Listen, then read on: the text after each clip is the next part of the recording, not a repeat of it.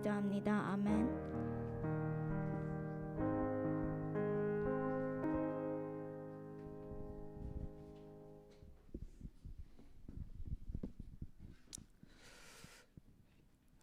예, 오늘 하나님께 소리해 주신 말씀 우리 함께 보도록 하겠습니다. 느헤미야 5장 1절에서 13절까지의 말씀을 우리 함께 보도록 하겠습니다. 느헤미야 5장 1절에서 13절까지의 말씀입니다.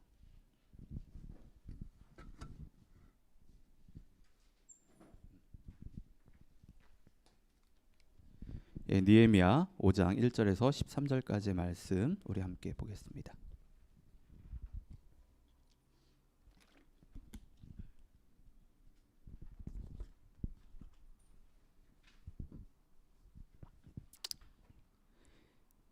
예, 다 찾으셨죠? 그러면 저랑 한 절씩 우리 번갈아 가면서 읽도록 하겠는데요. 제가 먼저 1절 읽겠습니다. 그때의 백성들이 그들의 아내와 함께 크게 부르짖어 그들의 형제인 유다 사람들을 원망하는데 어떤 사람은 말하기를 우리와 우리 자녀가 많으니 양식을 얻어먹고 살아야 하겠다 하고, 어떤 사람은 말하기를 우리가 밭과 포도원과 집이라도 저당 잡히고 이 흉년의 곡식을 얻자 하고, 어떤 사람은 말하기를 우리는 밭과 포도원으로 돈을 빚내서 왕에게 세금을 바쳤도다. 우리 육체도 우리 형제의 육체와 같고 우리 자녀도 그들의 자녀와 같거늘 이제 우리 자녀를 종으로 파는도다. 우리 딸 중에 벌써 종된 자가 있고 우리의 밭과 포도원이 이미 남의 것이 되었으나 우리에게는 아무런 힘이 없도다 하더라.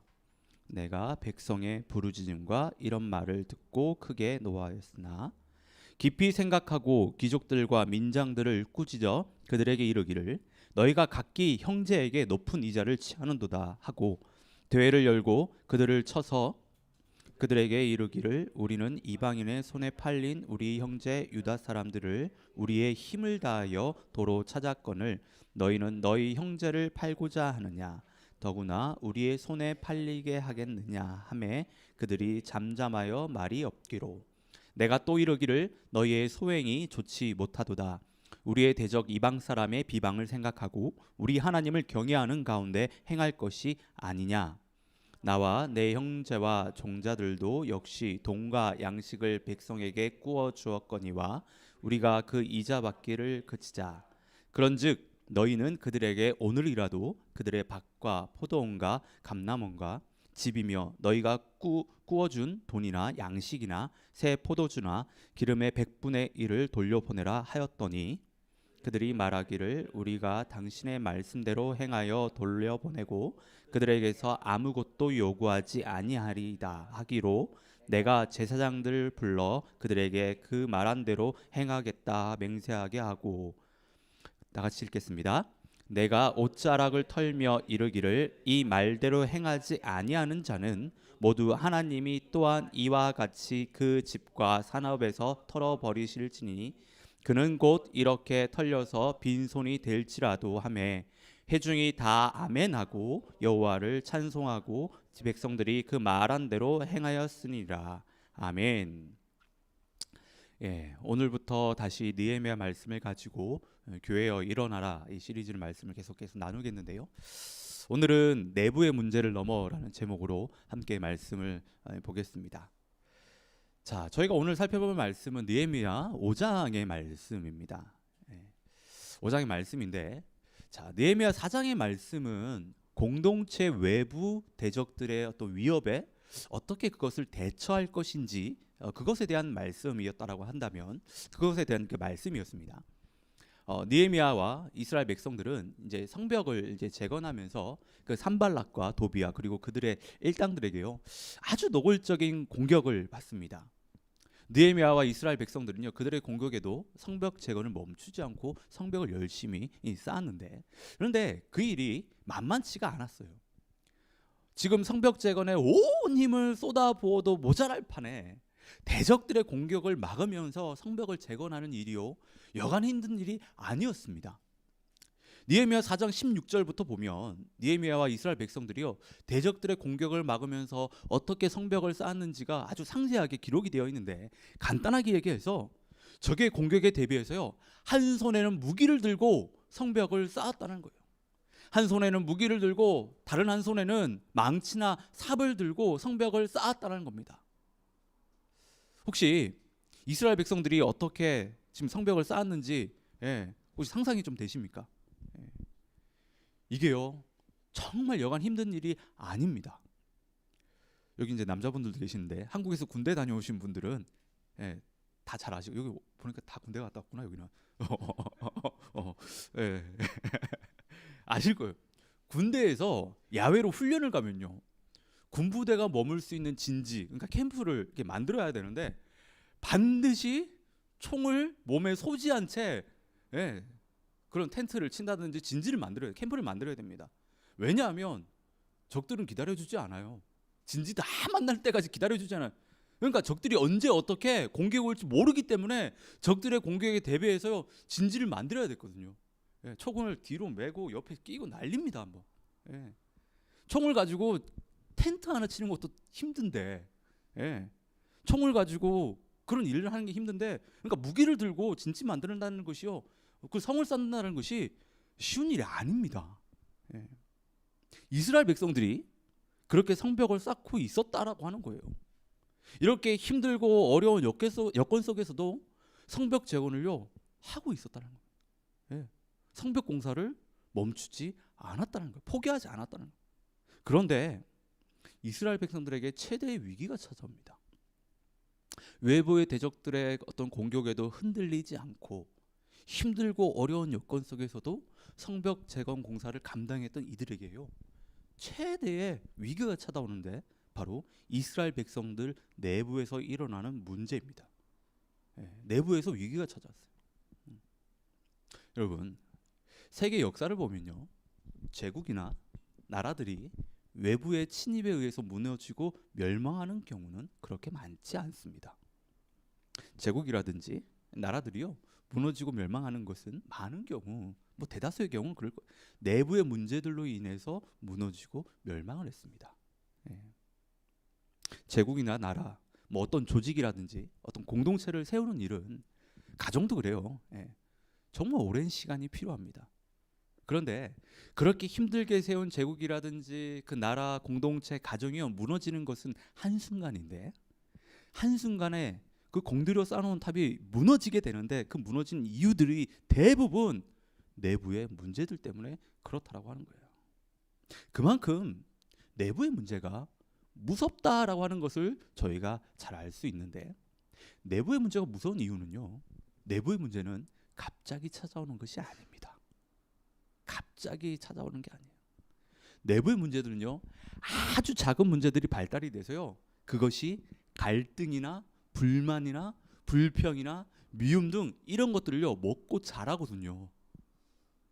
내부에서 그런 걸 먹고 자랍니다. 처음엔 보이지 않아요. 마치 암세포처럼요 잘 보이지 않습니다. 근데 비로소 문제가 커질 대로 커졌을 때 드러나게 되는데, 모든 사람들이 그 문제를 알 만큼 드러났을 때는 이미 손을 쓰기 늦었다는 거예요. 그래서 무서운 거예요. 저희 가정이 잘 아는 한 젊은 부부가 결혼 생활을 얼마 하지 못하고 이혼을 했습니다. 참 안타까운 일이죠. 많은 그 사람들의 축복 속에서 부부가 돼서 아름답게 이제 가정을 꾸리고 신혼생활을 시작했는데, 그런데 몇 년이 되지 않아서 이혼을 했어요. 저와 제 아내는 그 가정에 위기가 왔다는 그 말을 듣고요 어떻게든 그 가정의 회복을 도우려고 했는데, 저희가 그 친구를 만났을 때는 이미 때를 놓쳤어요.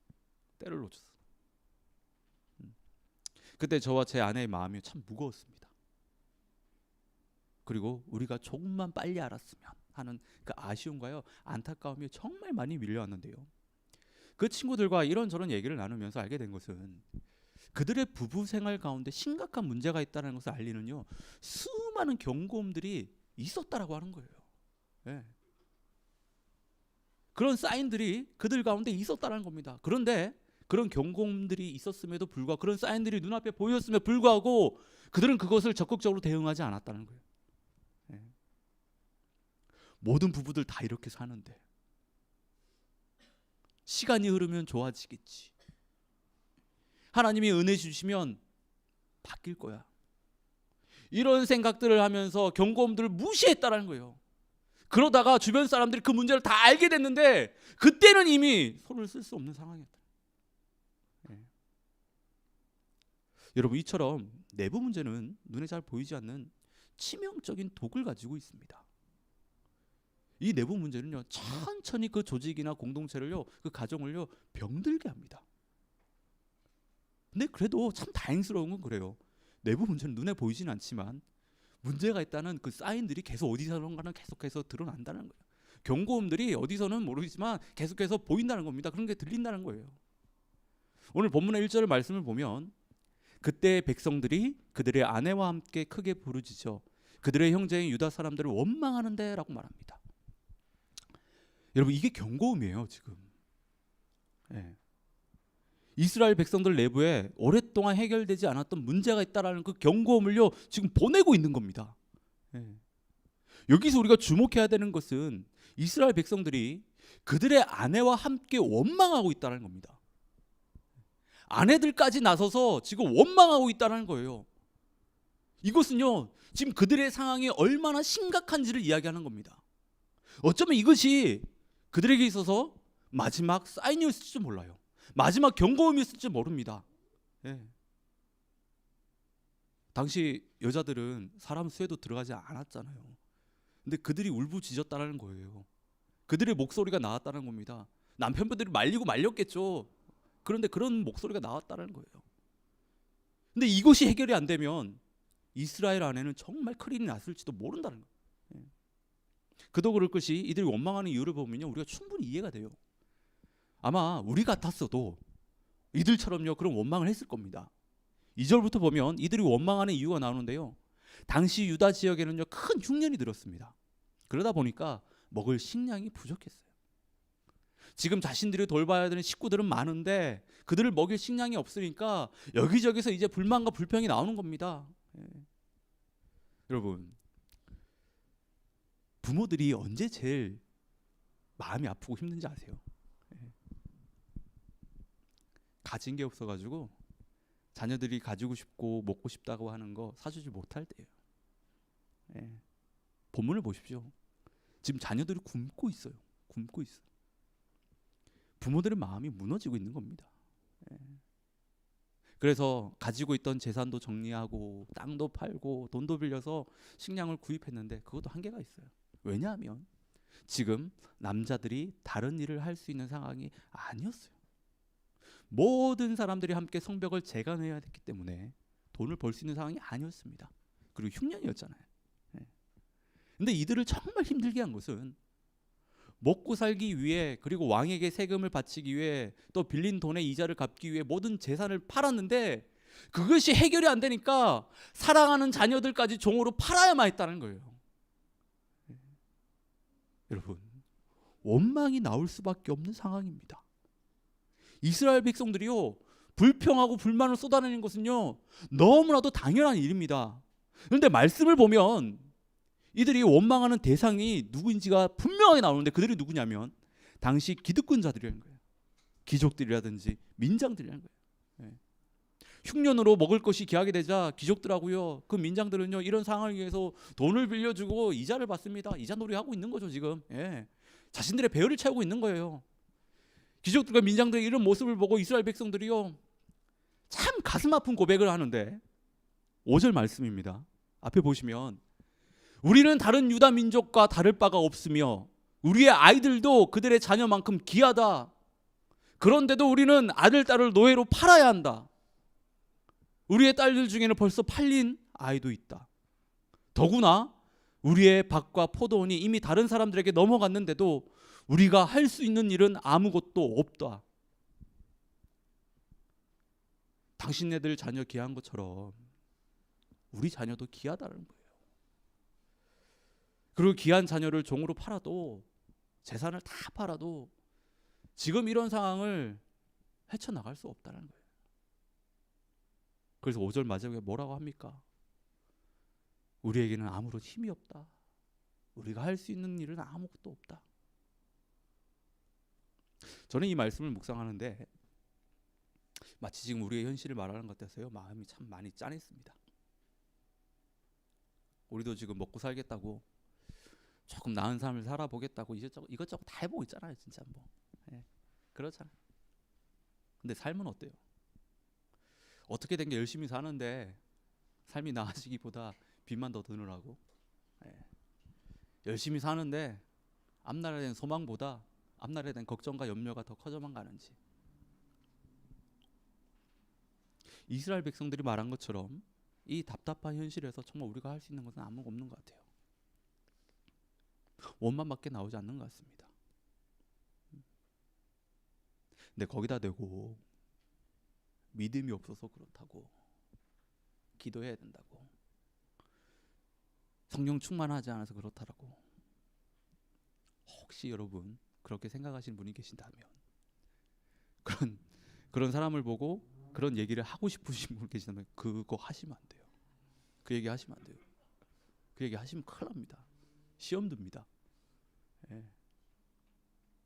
누구는 그렇게 살고 싶어서 그렇게 살겠습니까? 기도 안 했다고, 믿음 없다고, 성령 충만하지 않다고 여러분 단정 짓지 마세요. 그런 이야기할 시간이 있으면 그들의 이야기를 먼저 들어주십시오. 그들의 원망을 좀 들어주세요.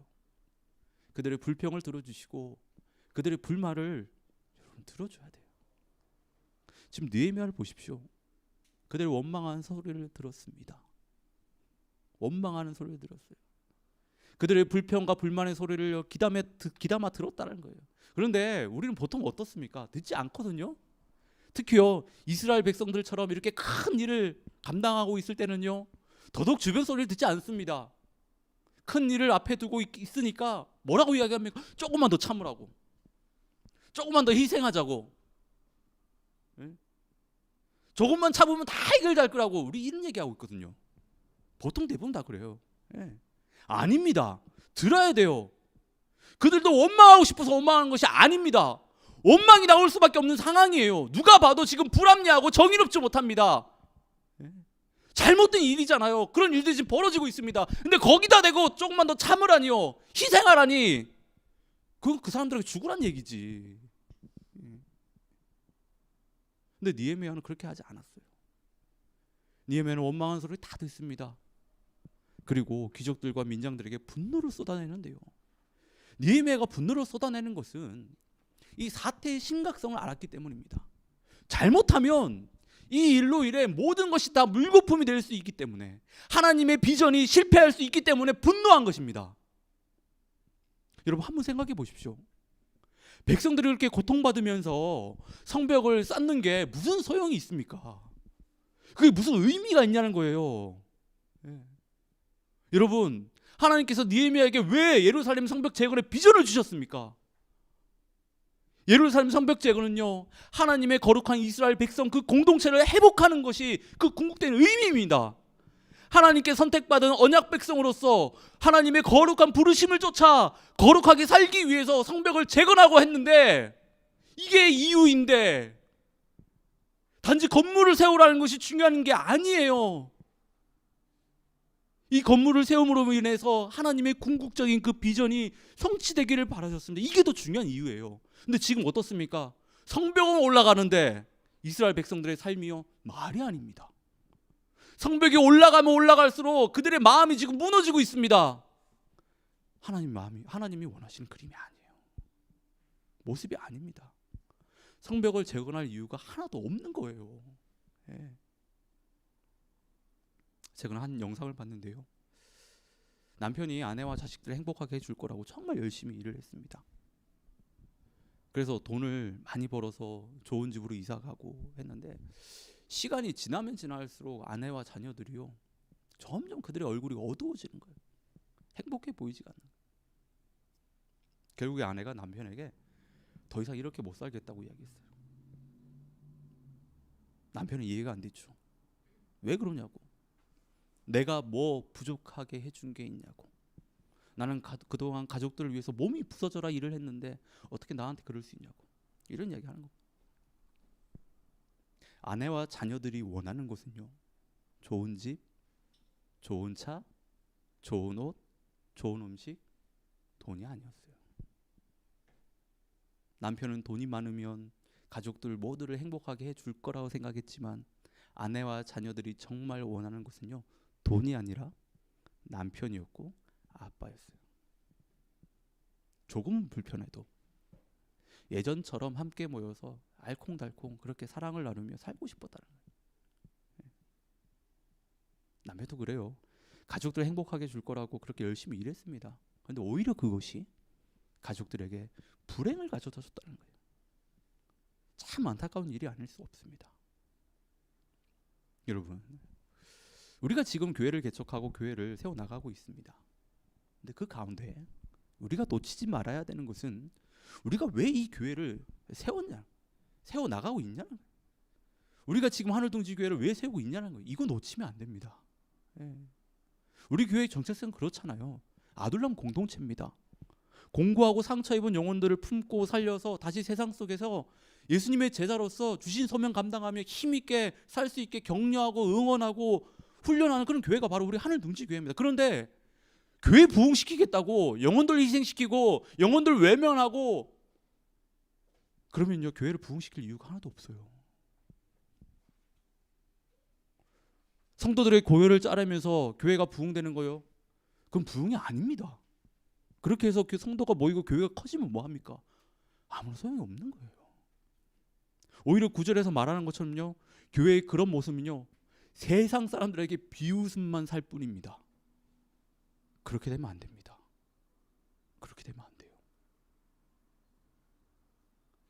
느헤미야가 귀족들과 민장들에게 분노를 쏟아내는데요, 느헤미야가 분노하는 이유는 하나님의 비전을 이룬다고 하면서 뒤에서 말도 안 되는 짓을 행했기 때문이에요. 이들은 백성들에게 돈을 빌려주고 땅을 빼앗고 가난한 자녀들을 그 가난한 가정의 자녀들을요, 종으로 삼았습니다.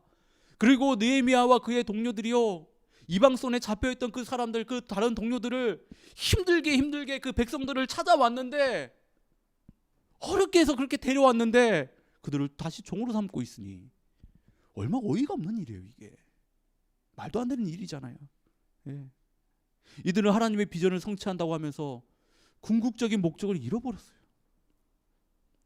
하나님의 거룩한 백성으로서 가장 기본적으로 지켜야 되는 율법을 어겼을 뿐만 아니라 이웃을 사랑하지 않았다는 거예요. 이럴 거면 차라리 성벽을 재건하지 않는 게 좋다는 겁니다. 성벽 재건할 이유가 없는 거예요. 교회가 부흥되지 않는 것이 오히려 하나님의 영광을 가리지 않는 것이 됩니다. 우리는 이 이야기를 대하면서 정말 중요한 사실을 하나 깨달아야 되는데요, 그것은 우리가 늘 깨어 있어야 된다는 겁니다. 영적으로 늘 깨어 있어야 된다는 거예요. 여러분, 영적으로 깨어 있다는 게 무슨 말입니까?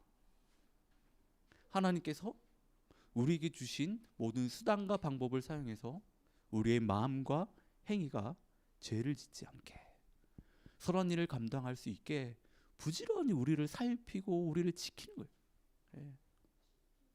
여러분, 영적으로 깨어있지 않으면요, 경고음을 못 듣습니다. 그들의 원망과 불평과 불만의 소리를 들을 수 없습니다. 그들의 소리를 듣지 못하면요, 모든 것이 다 물거품이 돼요. 밤이 깊으면 새벽이 가깝잖아요. 겨울이 깊으면 이제 봄이 오잖아요. 원망 소리가 나온다? 문제가 있다는 거예요. 그런데 영적으로 깨어있지 않으면 이게 원망인지 원망이 아닌지도 모르고, 이 원망이 왜 나오는지도 모르고, 분별을 할 수가 없어요. 분별을. 그리고 깨어있다는 것은요, 단순히 잠자던 영혼이 깨어있는 상태를 말하는 것이 아닙니다. 깨어있다라고 하는 것은 보다 적극적으로 대처하는 것을 이야기하는 겁니다. 느헤미야를 보십시오. 그는요, 영적으로 깨어있었던 사람이거든요. 우리가 그것을 어떻게 알 수 있냐면 7절에 보면요, 깊이 생각하고 라고 막 이야기를 합니다. 이는요, 느헤미야가 기도했다라고 하는 의미예요. 지금까지 느헤미야 말씀을 보셔서 아시겠지만 느헤미야는요, 기도하는 사람이었어요.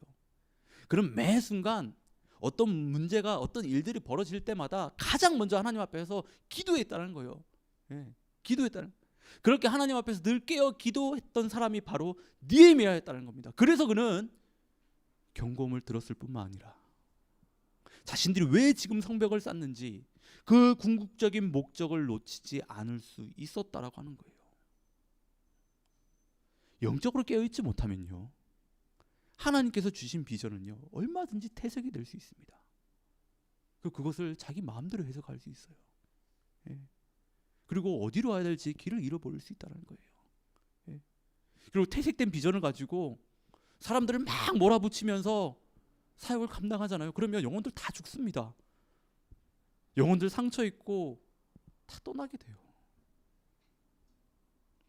여러분, 영적으로 깨어 있어야 됩니다. 그래야 우리 내면의 소리, 내부의 소리를 들을 수 있고 그것에 대해서 적극적으로 우리가 반응할 수 있습니다.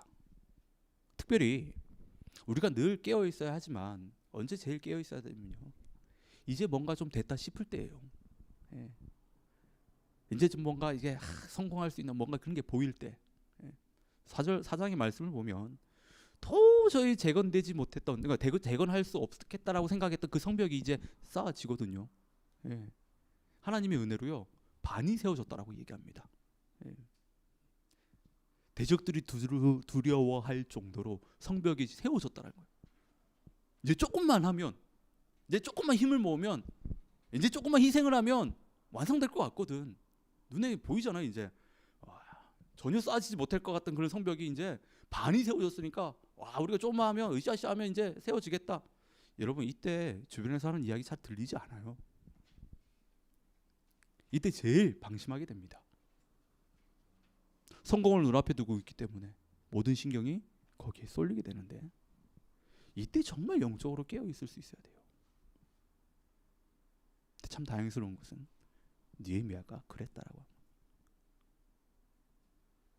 그래서 느헤미야는 백성들의 원망의 소리를 듣고 귀족들과 민장들에게 분노하면서 잘못된 점을 바로 고칩니다. 그리고 모든 종들을 풀어주고 땅들을 돌려주고 이자를 받지 말라고 이야기하죠. 자, 11절을 보면 오늘이라도 라는 이 얘기가 나오는데요, 쉽게 말해서 오늘부터, 그러니까 지금 당장 모든 종들을 풀어주고 땅을 돌려주고 이자를 받지 말라라고 하는 거예요. 예, 지금 그렇게 해야 한다는 겁니다. 지금, 예, 나중이 아니라 지금. 여러분, 내부의 문제는요 절대 기다려주지 않습니다. 절대 시간이 해결해주지 않습니다. 내부 문제는요 참 신기한 게 시간이 가면 갈수록 커져가요. 악화됩니다. 내부 문제가 발견되면 여러분 지체하지 말고 그것을 해결하려고 노력해야 돼요. 가정 안에 있는 문제, 교회 안에, 직장 안에 있는 문제들, 여러분 그것이 드러났다라고 하면 바로 해결해야 돼요. 덮는 게 능사가 아닙니다. 덮으면 덮을수록 내부 문제는요 더 큰 독을 발산할 뿐이에요.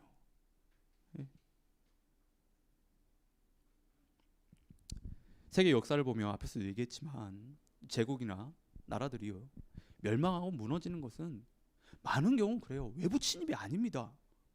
내부 문제들 때문에 그렇다는 거예요. 내부 문제들 때문에. 이는 교회 공동체도 예외가 아니라는 거예요. 최근에 기독교 뉴스에서 참 안타까운 소식을 하나 제가 접하게 됐는데, 아시는 분도 아실 겁니다. 호주에 있는 힐슨 교회가 참 어려운 상황에 놓여 있다는 거예요. 90년대 말부터 지금까지 세계 어떤 그 기독교 찬양의 어떤 흐름을 선도했던 그런 교회잖아요. 근데 큰 어려움에 처해 있다는 거예요. 그래서 교회가 지금 분열이 되고 있다고 합니다. 분열이 되고 있다고 합니다. 그 교회가 그렇게 된 것은요 외부의 공격 때문인 게 아니에요. 내부의 문제 때문에. 내부에 문제가 있었는데 그것을 덮고 하다 보니까 지금 드러난 거예요. 드러났는데 손을 쓸 수가 없으니까 다 찢어나가고 있어요. 교회들이 지금. 여러분, 우리가 있는 가정을 비롯해서 교회, 또 직장에서요 내부 문제들이 없으면 좋겠죠. 정말 좋습니다. 근데 근데 참 안타까운 건 죄인들이 모인 곳에는 항상 문제가 있다는 거예요. 문제가 있을 수밖에 없습니다. 예. 근데 문제는 이 문제를 어떻게 처리하냐는 거예요. 문제는 이 문제를 어떻게 처리하는 거예요. 오늘 말씀에서 보았듯이 우리 모두가 영적으로 깨어 있어야 한다는 거예요. 그래야지만 문제를 분별할 수 있고 성벽 재건의 궁극적인 목적을요 잃어버리지 않을 수 있다라고 하는 거예요. 그리고 문제를 바로 지혜롭게 해결할 수 있다라고 하는 겁니다. 그리고 내부 문제는 그래요. 공동체 모든 사람들이 함께 노력해야지만 해결할 수 있습니다. 13절을 보면 모든 회중들이 아멘 했다라고 나오는데 니에미아가 말한 대로 그들을 그렇게 따르겠다라고 지금 이야기하는 겁니다. 모든 사람들이 그렇게 하겠다라고 얘기하는 겁니다. 이처럼 모두가 함께하지 않으면요 내부 문제는 해결할 수 없습니다. 한두 명이 노력한다? 안 돼요. 절대 해결할 수 없습니다. 그래서 외부의 적을 상대하는 것보다요 내부 문제를 다루고 해결하는 것이요 더 힘들고 어렵습니다. 더 힘들고 어려워요. 예. 더 많은 에너지가 들어갑니다. 더 많은 노력을 기울여야지만이 해결이 될 수 있습니다. 예. 분명 저희 공동체 안에도 내부의 문제들이 찾아올 겁니다. 위기가 닥칠 거예요. 예. 이럴 때 우리는 어떻게 하면 그 문제들을 잘 해결할 수 있을까? 어떻게 대비할 수 있을까라고 생각할 때 여러분 영적으로 깨어있는 것밖에 답이 없어요. 영적으로 깨어있는 거. 예. 그래서 늘 자신을 돌아보고 우리 교회를 돌아보면서 그렇게 깨어 있어야 되는 겁니다. 그리고 그렇게 문제가 드러났었을 때 한 마음을 가지고 그 문제를 바라보고 그 문제를 함께 해결하려고 노력해야 한다는 거예요. 이거밖에 답이 없어요. 예. 저는 정말 우리 교회가요, 우리 교회 안에 있는 모든 성도님들이 정말 깨어있기를 원합니다. 그리고 내부의 문제들을 봤다? 그럼 원망의 소리가 나온다. 예. 서로가 서로를 서로 지켜주면서 그것들을 좀 캐치했으면 좋겠어요. 그래서 함께 그런 이야기들을 나누면서 그 문제들을 함께 좀 해결할 수 있기를 진심으로 바랍니다. 예. 저는 저희 공동체가 그런 공동체가 되기를 진심으로 바라요. 그냥 큰 비전 내걸고 그것을 위해서 모두 다 희생해야 된다. 저는 그렇게 목회하고 싶지 않아요. 예. 여러분 한 명 한 명 교회거든요. 여러분 한 명 한 명이 바르게 세워지는 것이 하나님이 원하시는 거예요. 예. 그리고 혹시 지금 가정이나 직장이나 학교에서 내부 문제로 인해서 힘든 시간 보내고 계신 분들 계시죠? 예. 하나님께서 여러분들에게 저는 그렇게 생각합니다. 그거 보여주셨다라고 생각합니다. 기도하라고. 그거 붙들고 기도하라고. 예. 여러분 정말로 그 문제 가지고 하나님 앞에 나아가십시오. 하나님께서 분명 지혜로운 답을 주시고 그 문제를 해결해 주시리라 저는 믿습니다. 예. 저는 여러분들이 그런 성도님들 됐으면 좋겠습니다. 여러분들의 있는 직장에서 가정에서 문제를 일으키는 사람이 아니라 그런 문제가 있다고 한다면 그거 붙들고 기도하면서 하나님의 은혜로 문제를 해결할 수 있는 그런 성도님들 다 되기를 진심으로 바랍니다. 예. 우리 이 시간 다 같이 한번 우리 찬양하고 우리 주님 앞에 한번 기도하며 나가도록 하겠습니다.